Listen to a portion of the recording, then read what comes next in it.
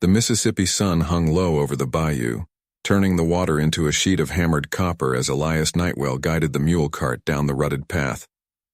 Sweat beaded on his brow, mingling with the humid air that clung like a second skin.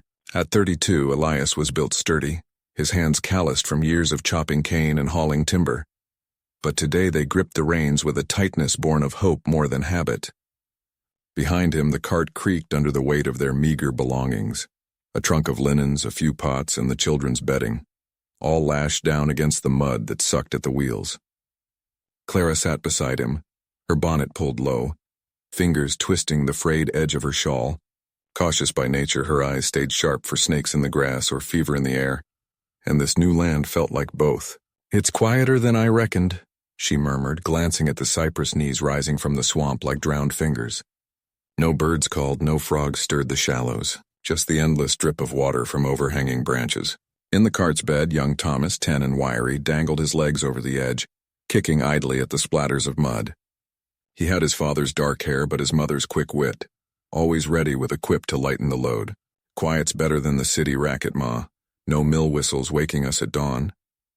Beside him, little Eliza, 8 years old with braids like twisted ropes, clutched her rag doll tighter. She was the earnest one, believing in omens and whispers, her wide eyes fixed on the path ahead as if it might vanish. The house came into view at last, a squat frame dwelling perched on stilts above the flood-prone ground. Its clapboard siding had weathered to a dull gray, streaked with moss that wept green trails down the walls. Elias pulled the mule to a halt, the animal snorting in relief. "Home," he said, voice steady with the bravery that had carried them from the worn-out fields of Tennessee. He jumped down, boots sinking into the soft earth, and extended a hand to Clara. She stepped lightly, surveying the place with a frown. The porch sagged under vines, and from the eaves hung tendrils of Spanish moss heavy with the day's mist.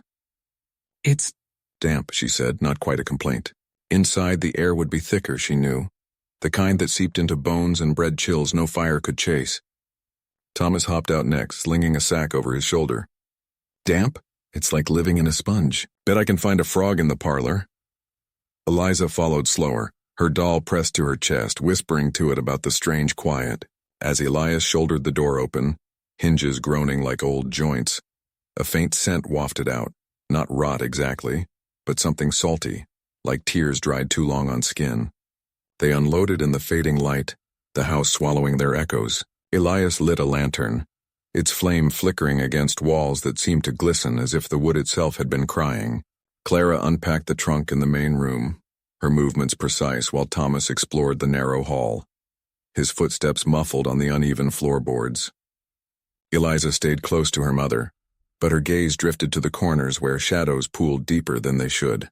By nightfall, the bayou's chorus finally stirred, crickets rasping, an owl's distant hoot. But inside the Nightwell home, silence pressed heavier. Elias sat by the hearth poking at embers that refused to catch fully, the wood hissing wetly. Clara mended a tear in Eliza's dress, needle flashing in the lamplight. Thomas spun tales of adventure to his sister, his voice a bright thread in the gloom. "We'll fish tomorrow, catch us a mess of catfish big as your arm." Eliza nodded, but her eyes strayed to the window, where mist curled against the glass like breath on a mirror. Outside, the first drops of rain pattered on the roof, soft at first, then insistent, as if the sky itself mourned their arrival. In the attic above, unseen, a faint drip echoed, not from the rain, but from within the walls, steady as a heartbeat. Elias Nightwell wiped the sweat from his brow, the humid air of the Mississippi Delta clinging to his skin like a second shirt. It was late afternoon, the sun dipping low over the cotton fields, casting long shadows that stretched toward the family's sagging porch. He paused at the edge of the yard, axe balanced on his shoulder, and watched his wife Clara kneeling in the herb garden. Her hands moved methodically, pulling weeds with a rhythm that spoke of quiet endurance, her dark hair pinned back but fraying at the edges. Inside the house, the air felt heavier, as if the walls themselves exhaled moisture. Elias stepped through the door, the wooden floor creaking under his boots. The parlor was dim, lit only by the fading light filtering through lace curtains yellowed with age. Little Mary, their 7-year-old, sat at the table, her fingers tracing patterns in the condensation on a tin cup. She looked up, eyes wide and shadowed, "Papa, the floor's wet again." "I slipped this morning." Elias nodded, setting the axe by the hearth. He didn't need to check. He could feel it, that perpetual dampness seeping up from the boards, carrying a faint, salty tang. The house had been like this since they bought it 2 years back, after the fever took their first plot of land upriver. Folks in town whispered about the low-lying spot, how the river's veins ran too close beneath the soil. But Elias had seen opportunity in the cheap price, a fresh start for Clara and the girl. Clara entered from the kitchen, wiping her hands on her apron. "Supper's near ready. Rabbit stew, if the pot holds." Her voice was steady, but her eyes flicked to the corner where a bucket caught drips from the ceiling. Another leak, slow and insistent, like the house was weeping in its sleep. That night, as thunder rumbled distant over the levees, Elias lay awake beside Clara. The bed frame groaned softly, and he swore he heard a whisper, not the wind, but something lower, murmuring through the cracks. Mary stirred in the next room, her small voice calling out in her sleep. Clara shifted, her hand finding his. "It's just the rain coming," she murmured, but her grip tightened, betraying the lie they both told themselves. Elias Nightwell paused at the threshold of the attic stairs, his lantern casting a feeble glow that barely pierced the gloom above. The air grew thicker up here, laced with the scent of mildew and something sharper like salt from distant waves he'd never seen. It was the third night since the rains had started, relentless sheets that turned the Mississippi mud into a sucking mire around their clapboard house. His wife, Clara, had begged him not to go up alone, but the scratching sounds had returned, faint at first, like fingers scraping wood from within the walls. "It's just the settling," he'd told her earlier, his voice steady despite the knot in his gut. But now, with the children asleep below, doubt gnawed at him. He ascended slowly, each step creaking under his boots, the lantern swinging like a pendulum in his calloused hand.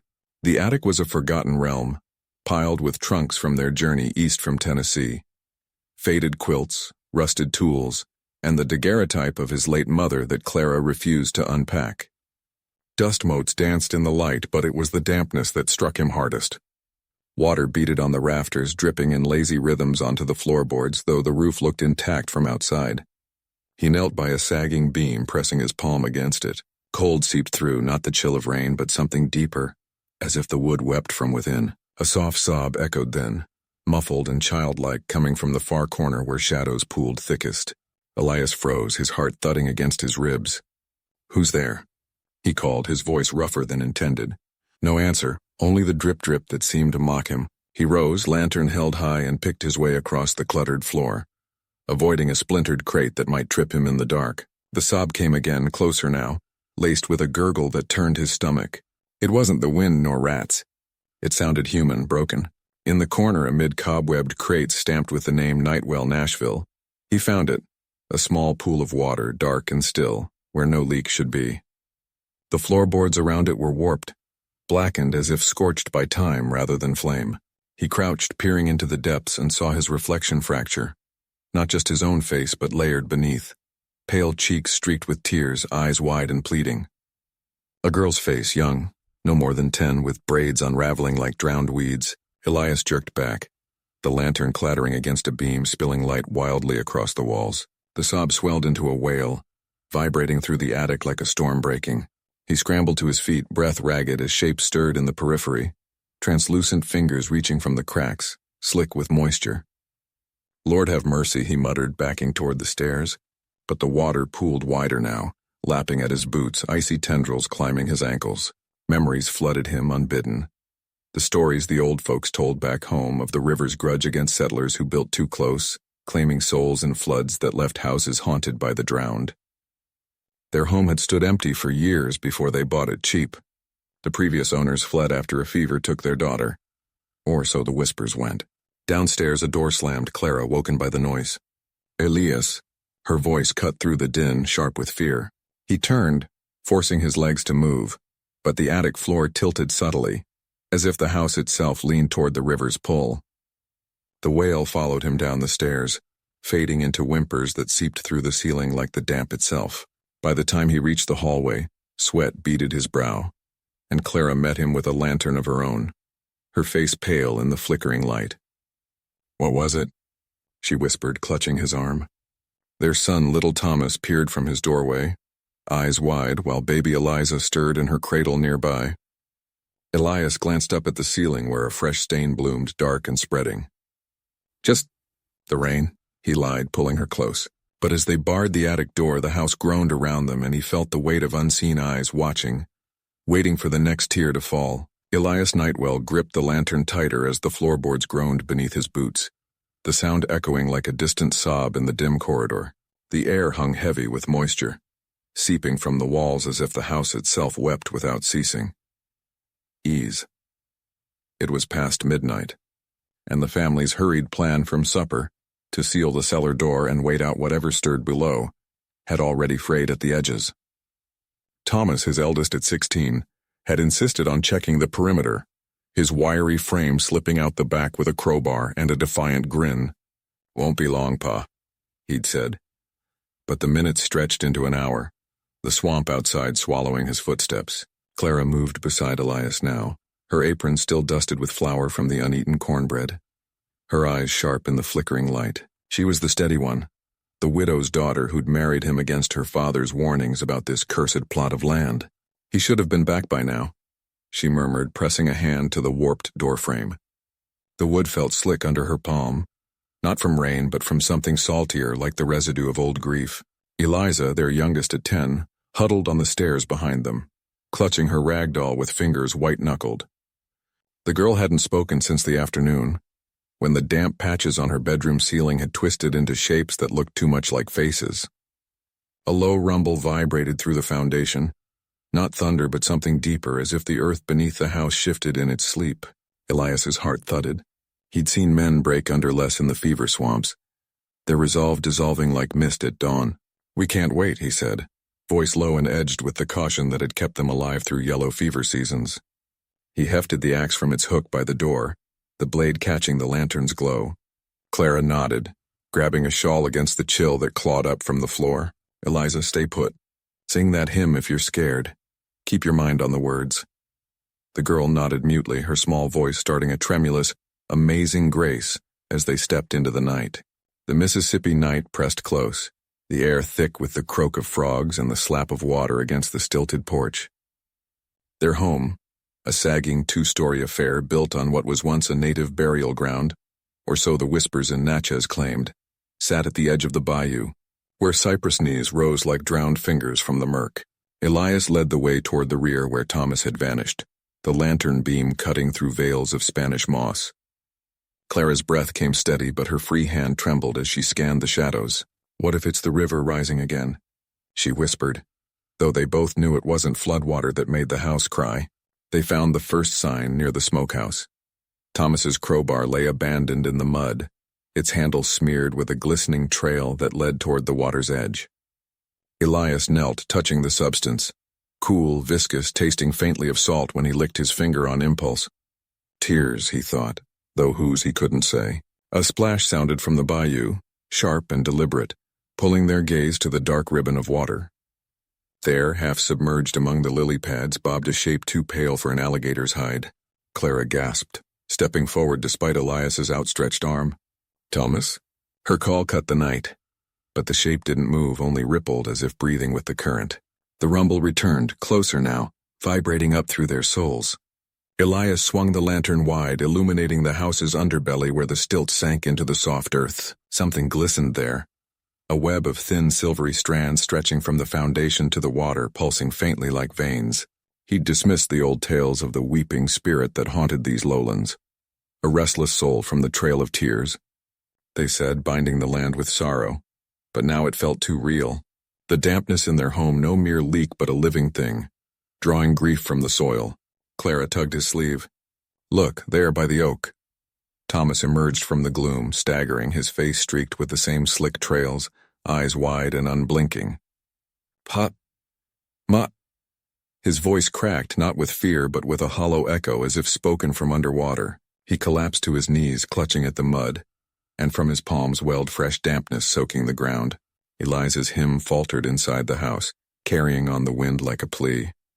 Elias rushed forward, axe forgotten, pulling his son into an embrace that felt like holding fog. But as Thomas's head lolled against his shoulder, a whisper escaped his lips. "It's in the walls." It's always been crying for us.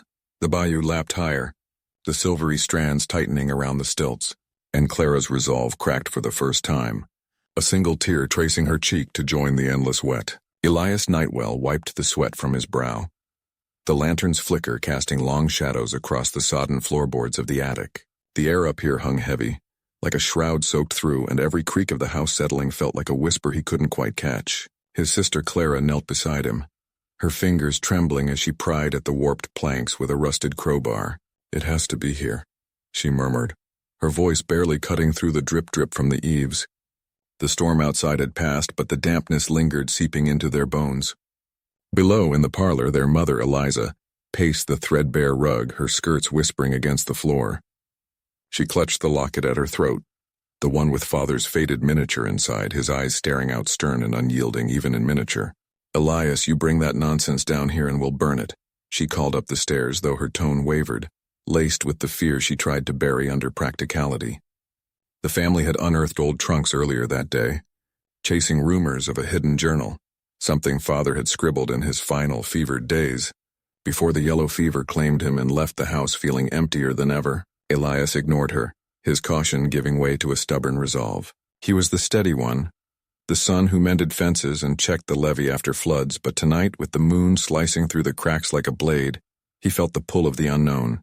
The plank gave way with a groan, revealing a shallow cavity beneath. Dust motes danced in the light as he reached in, his hand closing around a leather-bound book, its cover mottled with mildew. "Got it," he said, pulling it free. The pages stuck together, but as he fanned them, a faint script emerged, ink blurred but insistent. Clara leaned closer, her wit sharpened by nerves. "If this is just Pa's tall tales about river ghosts, I'm tossing it in the bayou myself." But her eyes widened as Elias read aloud the first legible line. "The tears do not dry. They feed the roots below." A chill slithered down his spine, unrelated to the draft. The house seemed to hold its breath, the perpetual dampness now feeling alive, pressing in. Downstairs, Eliza stopped pacing when she heard their footsteps on the stairs. She met them at the landing, arms crossed like a barrier. "Let me see." Her hands, calloused from years of scrubbing and sewing, took the journal gently. As she traced the words, her face paled, the lines around her mouth deepening. He was delirious at the end. This isn't for us to dwell on." But even as she spoke, a soft patter echoed from the walls. Not rain, but something wetter, like droplets racing down hidden veins. Elias exchanged a glance with Clara, who nodded subtly. They wouldn't press Mother now, not with the night deepening and the levee groaning under the river's weight. But as they retired to their rooms, the journal tucked under Elias's mattress, he lay awake listening. The house wept, a low sob woven into the floorboards, and for the first time he wondered if Father's warnings weren't madness, but a map to something buried deeper than grief. Elias gripped the lantern tighter, its flame flickering against the relentless patter of rain on the attic beams. The air up here hung thick like breathing through wet cloth, and every creak of the house settling under the storm felt like a whisper from the walls themselves. He'd come up alone after supper, telling Miriam he needed to check the roof for leaks again, though they both knew the damp seeped in no matter what he did. Caleb had offered to help, his lanky frame eager in the doorway, but Elias waved him off. "Stay with your sister," he'd said, voice rougher than intended. The boy nodded, eyes shadowed with that quiet worry he'd carried since the fever took their neighbor's child last spring. Now crouched by the gable window, Elias peered out at the swollen Mississippi, its dark waters lapping higher against the levee each hour. The Nightwell land stretched beyond, cotton fields turning to mud, the old oak at the field's edge bending like it might snap. He wiped condensation from the glass, but his sleeve came away slick, not just from the humidity. Something gleamed on the sill, a fresh bead of moisture, clear and viscous, trailing down like a tear. He frowned, thumbing it away, but it reformed almost immediately, slow and deliberate. Downstairs, the floorboards groaned as if the house itself were shifting weight. Elias straightened, heart quickening at a faint splash from below, like water pooling in the hallway. The storm had worsened since dusk, wind howling through the chimneys, but this felt different, too rhythmic, too close. He called down once, his voice muffled by the downpour, but no answer came. Miriam would be in the parlor, darning socks by candlelight, Eliza curled at her feet with that tattered doll, Caleb probably whittling by the fire, his knife stroke steady despite the thunder. He descended the ladder carefully, the rungs slick under his boots. The attic trapdoor swung shut behind him with a thud that echoed oddly, vibrating through the plaster. In the narrow hallway, the air grew cooler, carrying a briny tang that reminded him of the river's underbelly, rotted leaves and forgotten things. A puddle had formed at the far end, near the children's room, its surface rippling without cause. Elias knelt, dipping a finger in. It was warm, unnaturally so, and as he pulled back, a thin filament clung to his skin, stretching before snapping. "Caleb?" His call bounced off the walls, sharper now. Footsteps padded from the parlor, light, hesitant. Caleb appeared first, lantern in hand, his face pale under the tousled brown hair. "Pa, you hear that?"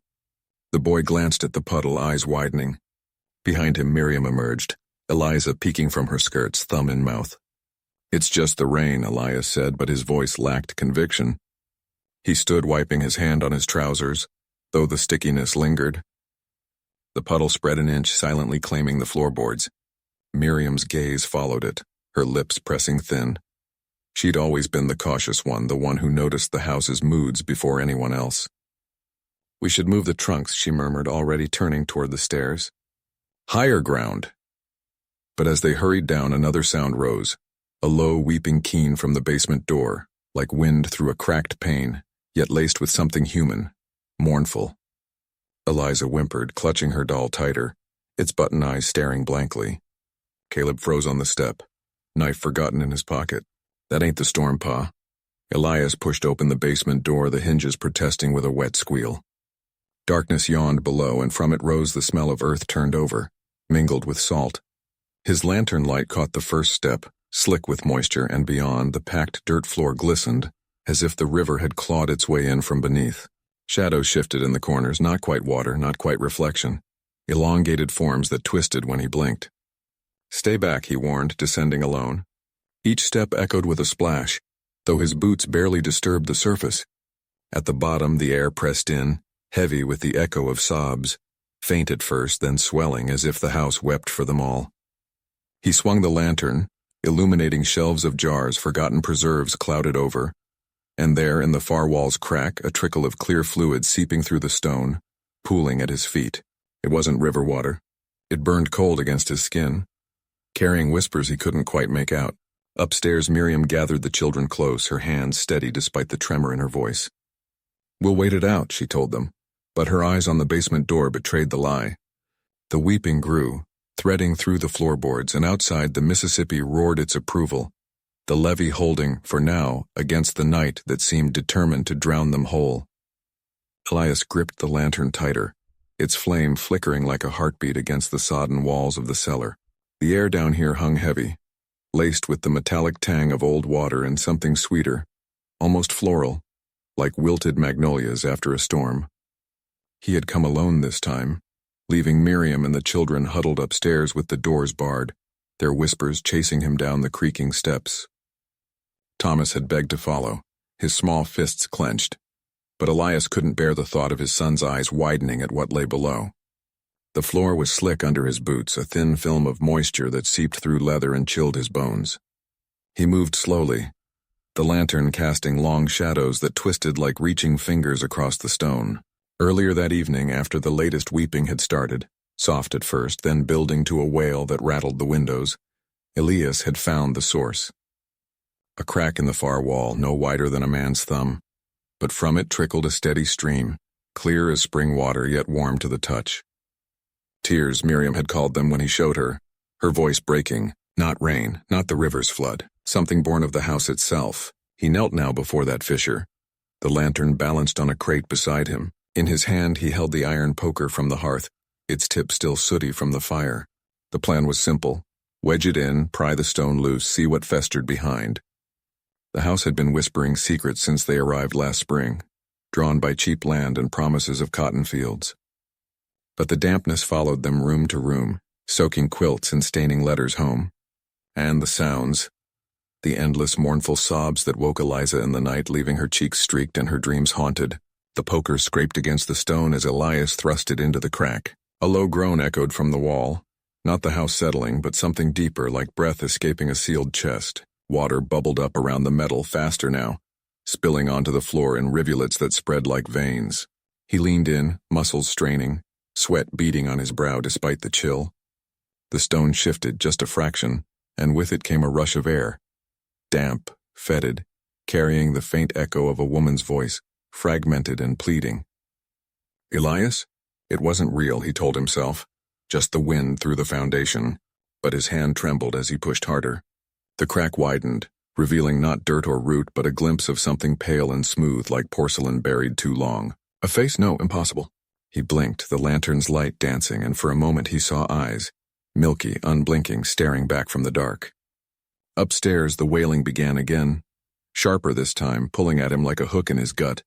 He yanked the poker free, the water surging out in a sudden gush that soaked his knees. Whatever was in there, it knew he was close. Elias scrambled back, heart pounding as the fissure sealed itself with a wet smack, leaving only a damp smear on the stone. He grabbed the lantern and fled the cellar, the steps groaning under his weight, the house seeming to lean in after him. Miriam met him at the top, her face gaunt in the dim hall light, Eliza clinging to her skirts. "What did you find?" she whispered, eyes searching his. "Nothing good," he muttered, slamming the door shut and sliding the bolt home. Thomas stood apart, arms crossed, his youthful defiance cracking into fear. The boy had overheard the cries before, mimicking them in the daylight to scare his sister, but tonight even he was silent. The family gathered in the parlor, the only room still dry enough to sit, though the walls wept in thin trails now, pooling at the baseboards. Elias recounted what little he could, skipping the eyes, the voice, too raw, too close to madness. They needed to leave, he said finally at dawn, pack what they could and head north to kin in Tennessee. But Miriam shook her head, her caution a steady anchor. The river's risen again. Wagons can't cross till it falls. And the fields. We've planted, Elias. This land is ours. Eliza whimpered, burying her face in her mother's apron. The sobs from below grew rhythmic, almost like laughter underwater, mocking their plans. Thomas edged toward the window, peering into the moonless night where the Mississippi churned black and endless. "Pa, listen," he said, voice low. "It's not just the house, look." Elias joined him, lantern raised. Beyond the warped glass, figures moved in the mist, shadowy, elongated, drifting from the riverbank toward the porch. Not neighbors, not animals, shapes that wept without sound, their forms dissolving into the damp earth as they neared. The family froze, the air thickening with dread as the first droplets began to patter against the roof, not rain but tears falling from the sky itself. Elias Nightwell gripped the lantern tighter, its flame flickering like a heartbeat against the damp walls of the root cellar. The air down here clung to his skin, thick with the scent of earth and something sweeter like wilted roses left too long in water. He'd come alone this time, leaving the others upstairs to tend to Mother's feverish mutterings. The family had splintered in the days since the flood, Thomas off scavenging the ruined fields, Clara barricaded in her room with the Bible. But Elias couldn't shake the pull of the whispers that echoed from this pit. He descended the last step, boots sinking into the muddied floor. The lantern light carved shadows that danced like fingers reaching for him. There in the corner where the shelves sagged under jars of preserved sorrow, he saw it again. The tear stain, fresh and glistening, trailing from a crack in the stone like a vein weeping. It hadn't been there yesterday. Elias knelt, tracing it with a calloused finger. The liquid was warm, salty to the touch, and as he brought it to his lips, God help him, he couldn't stop himself. A memory flooded in, not his own. It was 1823, the year the house was built on this cursed bend of the Mississippi. A woman pale as moonlight stood at the river's edge, her skirts heavy with mud. She was with child, her hands cradling a belly swollen with promise, but her eyes, they held the weight of betrayal. Her husband, a gambler with debts deeper than the current, had sold their future for a hand of cards. She wept into the water, tears falling like rain, mingling with the flood that would come years later.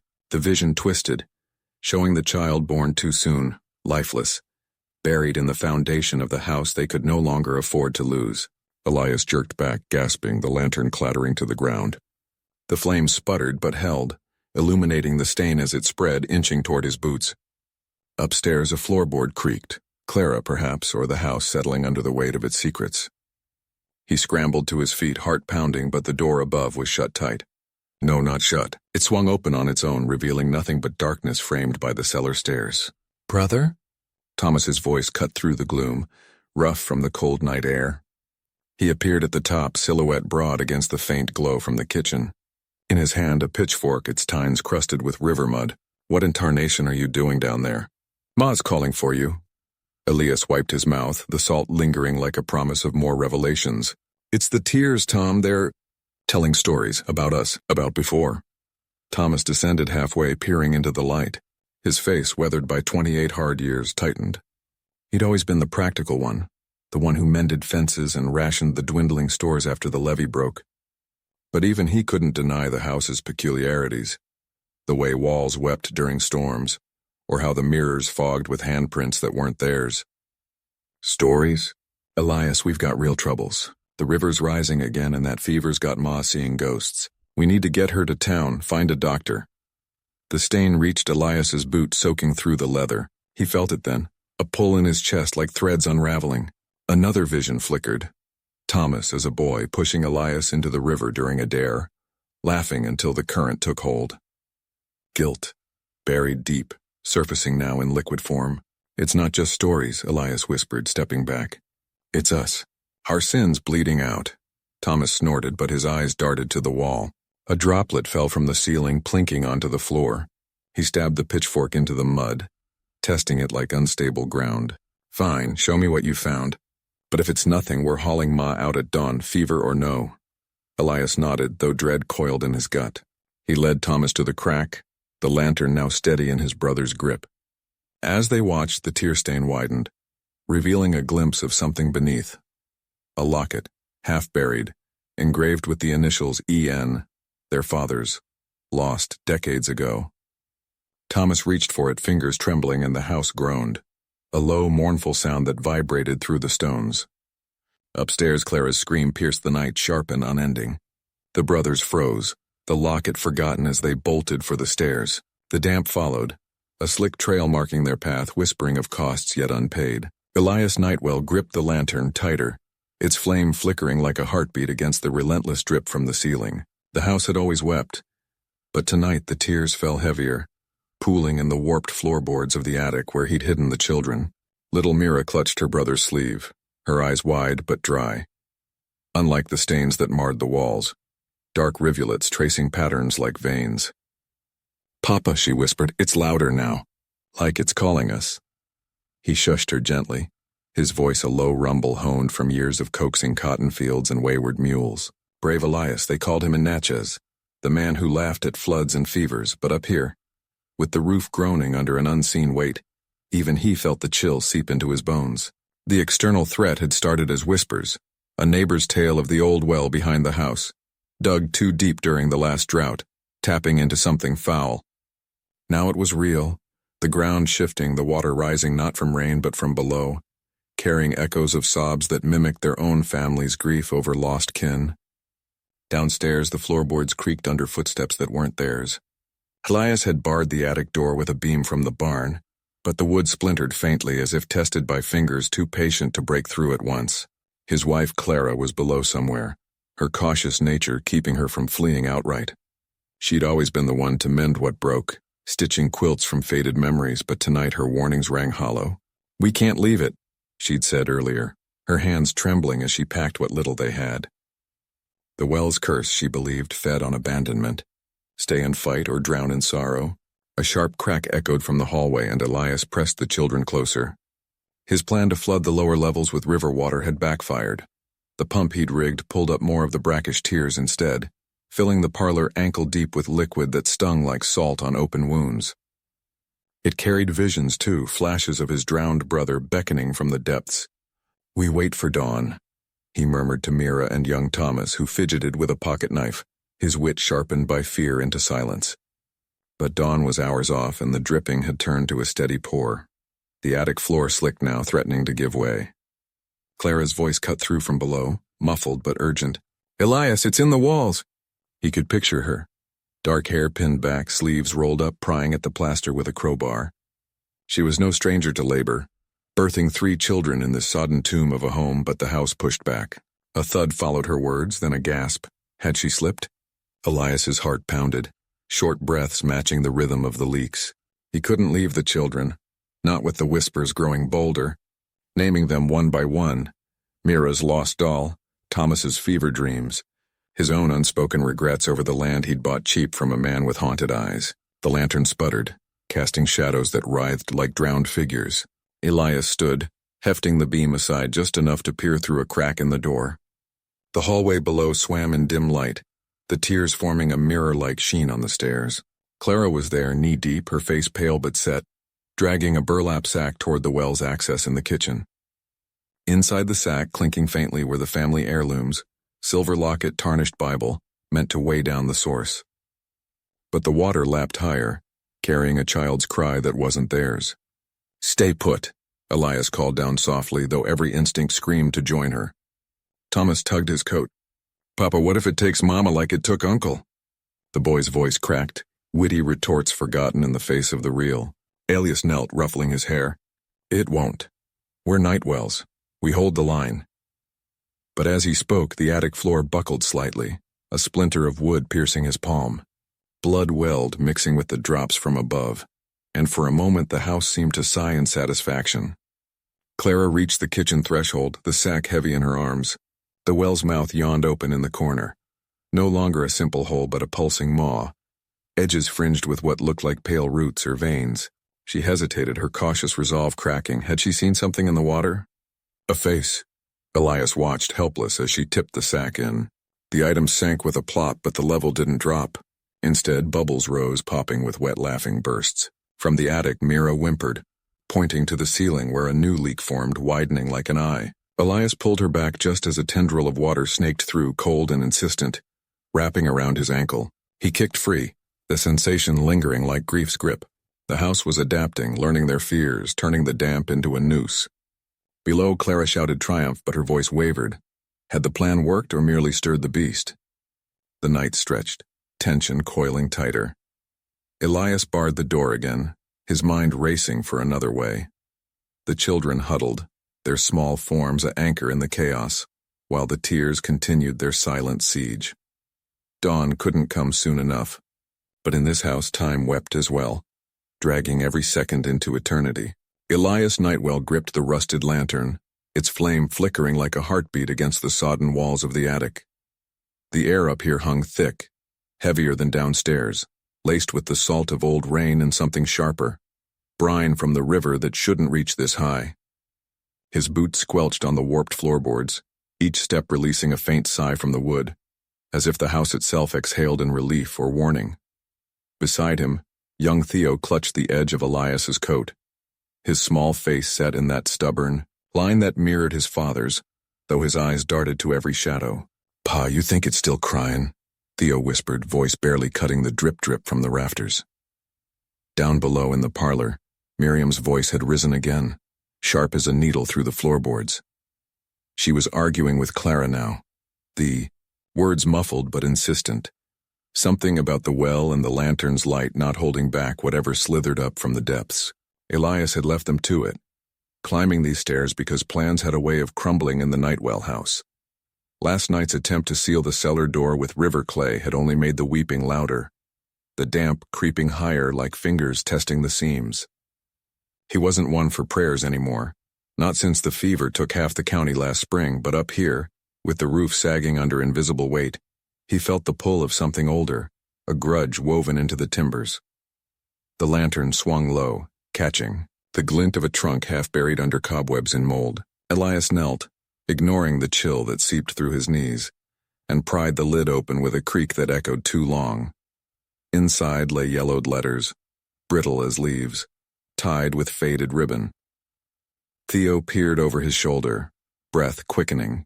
"That's Grandma's writin'," the boy said, pointing to the looping script. Elias unfolded one, the paper crumbling at the edges, words blurring in the dim light. "The tears won't stop till the debt's paid, and the river knows our shame." His throat tightened. The family secret, the land stolen from the Choctaw before the treaties, the well dug over what was once a sacred spring. Miriam had whispered it once, in the dark, but they'd buried it deeper than the roots of the oaks outside. A low groan rippled through the attic, not from the wind, but from the walls themselves, as if the house flexed against an unseen pressure. Water beaded on the beams overhead, swelling and falling in heavy drops that struck like accusations. Theo flinched, pressing closer. "Pa, it's coming faster." Elias nodded, folding the letter away, but his mind raced. The plan had been simple: burn the old deeds, scatter the ashes in the river to appease whatever lingered. But the fire in the hearth had sputtered out last night, drowned by a seep from the floor that no storm could explain.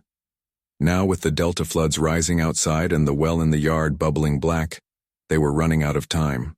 He stood, lantern raised, scanning the gloom for the loose panel Clara had mentioned, the one that led to the crawlspace where the crying started. Miriam's shout pierced the floor again, followed by a crash. Elias's heart lurched. "Stay here," he told Theo, but the boy shook his head, eyes fierce. "No, Pa. We do it together, like you said."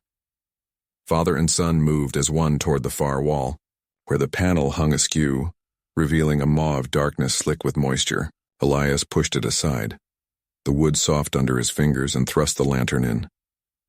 The light caught a pool of water at the bottom, unnatural and still, reflecting faces that weren't theirs, pale, indistinct, mouthing silent pleas. The air grew, colder, the dripping synchronized now, a rhythm that tugged at Elias's chest like a hook. From the crawl space, a whisper rose, not words but a keen, pulling at memories. The night Elias's own father had vanished into the storm, the well's edge crumbling under his weight. Theo grabbed his arm, trembling but unyielding. "We gotta go. In, don't we?" Elias swallowed, the weight of the house pressing down. Below, Clara's voice joined Miriam's, a chorus of resolve cutting through the dread. He nodded, stepping forward, the lantern's glow fracturing on the water's surface. Whatever debt the Nightwells owed, it demanded facing now, before the tears swallowed them whole. Elias Nightwell gripped the splintered banister, his knuckles white against the wood that seemed to weep under his touch.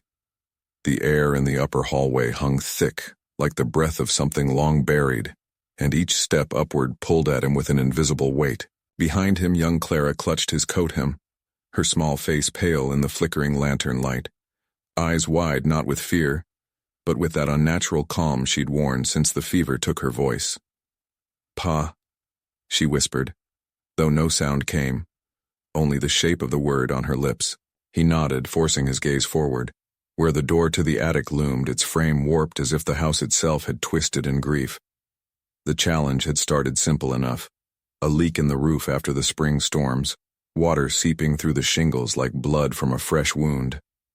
But it wasn't rain. Not anymore. Elias had climbed up days ago, hammer in hand, only to find the attic floor slick with a briny film that soaked through his boots, carrying the faint salt of tears. Old tears he knew from the family journals, tucked in the eaves, tales of loss that echoed too closely to their own.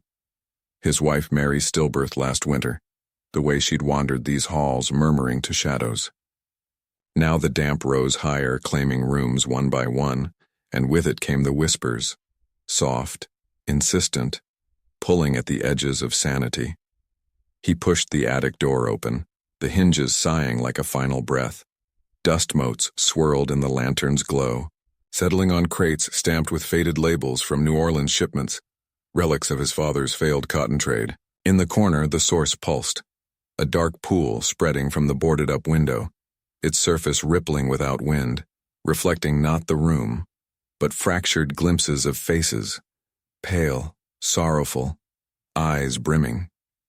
Clara tugged his sleeve, pointing silently at the far wall where the plaster bulged as if something pressed from within, eager to join them. "Stay close," Elias murmured, his voice rough from disuse, stepping onto the wet planks that groaned underfoot. The wood felt alive, spongy, yielding like flesh. He knelt by the pool, dipping a finger in. It came away slick, tasting of salt and regret. Memories flooded unbidden. Mary's laughter in the kitchen, cut short by fever. The way little Tom's grave had filled with water overnight, the earth unable to hold him. This house, built on low ground by the river, had always been prone to floods, but this was deeper, a well of familial anguish that the land drank deep. A low rumble shook the beams and Clara pressed against him, her hand cold as river clay. The bulge in the wall split with a wet crack, tendrils of moisture snaking out like veins, reaching toward the pool. Elias swung the lantern, its light fracturing across the liquid mirror, and there, reflected back, not his face but Mary's, her eyes hollow, mouth opening in a silent plea. "Elias, let us in." The words weren't spoken, but they echoed in his skull, pulling at the scar tissue of his heart. He staggered back, pulling Clara with him, but the floor tilted, the damp rising to their ankles, tugging like hands from below. "No," he growled, grabbing a loose board from the crate, wielding it like a club. He smashed at the pool, splintering the surface, but it reformed, deeper now, the reflections multiplying.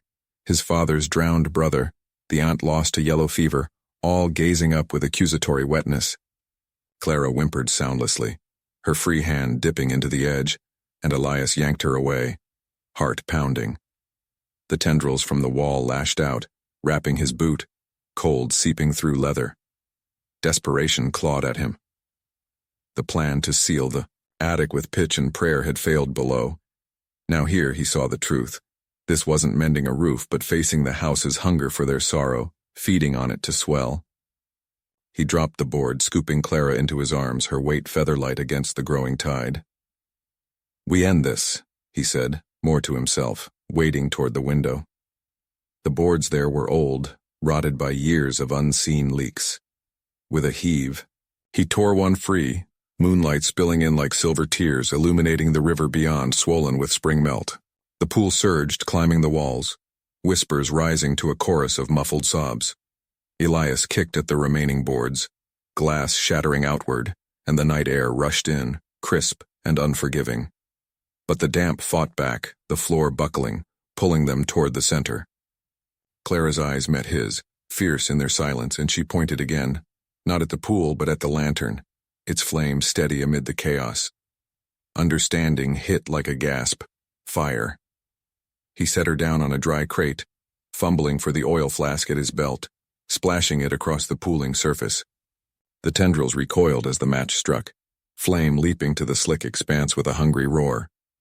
Heat bloomed, steam hissing up in veils, the reflections warping and screaming silently as the fire consumed the damp heart. Elias shielded Clara, the attic filling with acrid smoke, the house shuddering as if exhaling a long-held breath. They stumbled down the stairs through the haze, the walls dripping less now, the whispers fading to echoes. But as they reached the foyer, Elias paused, glancing back. The fire's glow lit the upper dark, and in it, he saw one last reflection in a hallway mirror. Mary's face smiling faintly before the glass cracked, a single dry line. The house would stand but scarred, its thirst quenched for now. At the cost, Elias Nightwell gripped the splintered doorframe, his knuckles white against the wood that had once been polished oak, but now wept with a viscous ooze like sap turned sour. The air in the parlor hung thick, saturated with the salt of endless rain that seeped from the walls, pooling at their feet in shallow, reflective puddles. His sister Clara huddled beside him, her breath ragged, one hand clutching the locket that held their mother's faded portrait, the only dry thing left in this forsaken house. Beside them, young Tommy, barely 10, pressed his face into Elias's side, his small body trembling not from the chill but from the whispers that slithered through the floorboards. Voices too familiar to be ghosts. The thing in the attic had finally descended, its form a shifting mass of shadow and water, coiling down the stairs like a river finding its bed. It wasn't the flood from the Mississippi that had started this, back when the rains came unbidden in 45, swelling the banks and claiming half the county. No, this was older, born from the tears of the land itself, stirred by the Nightwell's own buried grief. The father's grave unmarked after the fever took him, the mother's silent withdrawal into madness. Elias had seen it first in the well behind the house, the water rising not with storm but with sobs, mirroring the family's unspoken losses. Now it sought to drown them in it. "Stay close," Elias murmured, his voice steady despite the fear gnawing his gut. He was the brave one, always had been, the son who mended roofs and felled trees while Clara tended the hearth with cautious hands, her wit sharp, but her steps measured. Tommy, wide-eyed and quick, had been the first to name it the Weeper, after hearing the drips turn to cries at night. They'd tried sealing the attic, burning sage from the market in Natchez. even the priest's holy water that sizzled on contact but did nothing to stem the flow. Each plan had backfired. The seals burst, the smoke choked them, the water turned the blessed vials to shattered ice. Clara's eyes darted to the window, where the night pressed against the glass like a living thing, rain lashing in sheets that blurred the lantern light. "We can't run, Elias, the river's swallowed the bridge. It's waiting." Her words cut through the damp, practical as ever, but laced with the tremor of someone who'd spent nights awake, listening to the house mourn. The weeper surged into the parlor then, a tendril of inky fluid snaking across the floor, tasting the edges of the rug with a hiss. Tommy whimpered, but Elias shoved him behind the settee, grabbing the iron poker from the fireplace. It was rusted heavy, but it felt solid in his palm, something real amid the unreality. "Remember the letters," he said, not looking at them, his mind flashing to the yellowed pages from Grandfather Nightwell, hidden in the Bible. Not prayers, but admissions. The family had dammed a creek decades ago, diverting the water to claim the land, ignoring the old tales of spirits bound to the flow. The tears were retribution, the house a vessel for the drowned earth's rage. Clara nodded, her cautious nature yielding to action. She snatched the family Bible from the mantel, its leather warped but pages intact. "Tommy, the knife, your whittling one." The boy fumbled it from his pocket, the blade small but keen, honed on creek stones. Together they moved as one, Elias slashing at the tendril with the poker, sparks flying where metal met the unnatural liquid, sending it recoiling with a wail that rattled the windows. Clara tore pages from the Bible, not the scriptures but the blank ends where Grandfather had confessed the sin, dipping them in the puddle at their feet, the ink bleeding like fresh wounds. "Speak it," Elias grunted, holding the line as another arm of the weeper probed from the shadows, coiling toward Tommy. The boy froze, but Clara knelt, her voice steady, reciting the words they'd pieced together. Not an exorcism, but an unmaking. "We return what was taken. The waters flow free. No more tears held in these walls." She pressed the soaked pages to the tendril, and it shuddered, the fluid bubbling as if boiling from within. Tommy, brave in his terror, darted forward with the knife, carving a shallow cut into the floorboards where the weeper pooled deepest. Water welled up dark and furious, but instead of rising it drained, sucked downward through the gash, carrying the whispers with it. The house groaned, timbers shifting like bones settling, and Elias swung the poker one last time, breaching the wall where the first seep had appeared months ago. A rush followed, outward now, spilling into the night, mingling with the river's roar. The weeper's form convulsed, fragments evaporating into mist that clung to their skin, cold as regret. It didn't die with a scream, but faded with a sigh, the air lightening, the drip slowing to a hush. Clara sagged against the wall, the Bible falling from her hands into a shrinking puddle. Tommy wiped his face, smearing mud and tears, his own real and fleeting. Dawn crept in, gray and tentative, revealing the damage. Floors buckled, walls scarred with runnels like veins. The house stood but altered, its dampness a reminder rather than a threat. Elias stepped outside first, the ground soft underfoot, the Mississippi receding from its banks as if appeased.